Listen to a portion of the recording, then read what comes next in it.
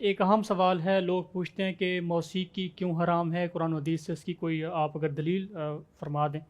موسیقی کہہ رہے ہیں کہ ہر حالت میں حرام ہے یا کچھ شرائط کے ساتھ وہ جائز ہو سکتی ہے، اس بارے میں مستند جو دلائل ہیں وہ کیا ہیں وہ سب؟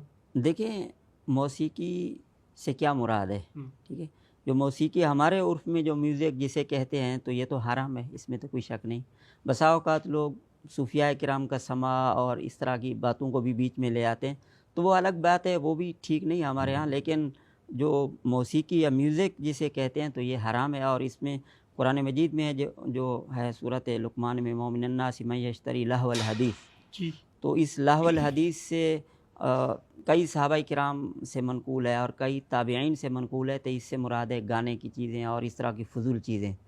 اور اسی طرح ایک حدیث شریف میں آتا ہے کہ گانے سے ایسے دل میں منافقت پیدا ہوتی ہے جیسے پانی سے کھیتی اگتی ہے۔ ٹھیک ہے۔ تو اس طرح اور کئی اس طرح کی احادیث ہیں جن میں گانے بجانے کی مذمت آئی ہے۔ اور حضرت عبداللہ ابن عمر رضی اللہ تعالیٰ عنہ کا ایک مشہور واقعہ ہے کہ وہ اپنے غلام کے ساتھ جا رہے تھے تو گانے کی آواز آئی تو انہوں نے اپنے کانوں میں انگلیاں ڈال دی، اور پھر جب کچھ آگے چل کر کہا کہ ابھی آواز آ رہی ہے تو غلام نے کہا اب آواز نہیں آ رہی، تو انہوں نے کانوں سے انگلیاں نکالی اور فرمانے لگے کہ میں نے نبی کریم صلی اللہ علیہ وسلم کو ایسے کرتے صلی اللہ علیہ وسلم۔ دیکھا ہے۔ تو گانا بجانا یا میوزک کوئی نئی چیز نہیں ہے، اسلام کی جو پوری تاریخ ہے تو 1400 سالہ تاریخ میں ہمیشہ علماء کرام، محدثین، مفسرین، فقہائے کرام، مفتیان کرام اس کو کہتے رہے ہیں یہ منع ہے۔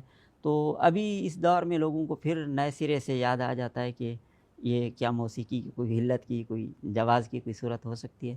تو ظاہر ہے کہ اس طرح وقت تھوڑا سا گزرنے سے موسیقی جائز تو نہیں ہوگی، یعنی کسی بھی دور میں محدثین نے، فقہاء نے، اولیاء نے، کسی نے بھی موسیقی کے جواز کی بات نہیں کی ہے۔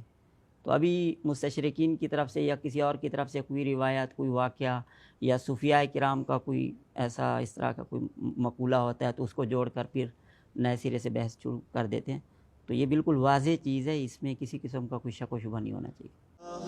اللہ اللہ حسن رمضان آیا جا رسول